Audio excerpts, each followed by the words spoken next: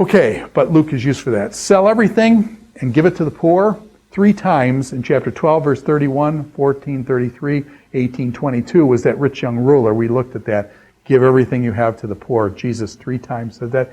By the way, when you pick up this theme in the book of Acts, Luke is writing Acts 2, you'll notice in the early church, they gave everything and had everything in common in the early church and had everything in common. Now notice, by the way, that when they have everything in common, was that the government coming in and saying, you got to, redistribution of wealth. You got to give wealth to this person here. No. It happens like Zacchaeus, that a person does it from their heart.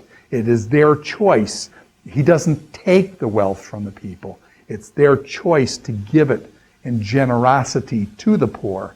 And so you got to be really careful about these, things where they come in and saying, you got wealth, I'm poor, therefore you should give me your money and stuff. Jesus said the rich should give the poor, and I'm poor, so give me your money. That's not what's being said here, okay? It comes from the heart of generosity to help the poor and things, and it needs to be done. In other words, a person needs to have the integrity to have the freedom to choose themselves, so then it becomes a moral issue. They can or do not have to. It's their choice.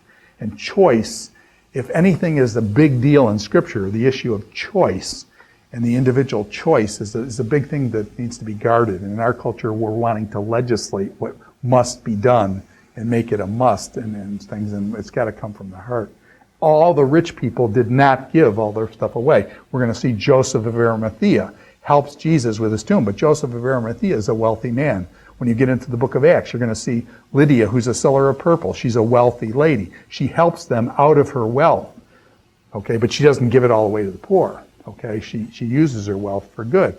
So that's it's various things. So you got to work with that things. The rich fool's barns. This is the guy who's going to die the next day, and he's talking about building bigger barns, and Christ comes and says, hey, today your soul is going to be required of you, and so when you die, you can't take it with you. You can be as absolutely wealthy as possible. It's one of the things I like about Warren Buffett, one of the richest guys in the world, says he wants to die with zero kind of thing and wants to give it all away. And I think there's something noble about that, and I just hope he carries through on it, but there's something noble and good about that.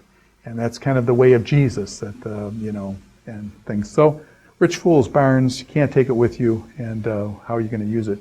Lazarus and Dives, okay? Lazarus and the rich man. We'll talk about that in a second in terms of heaven and hell.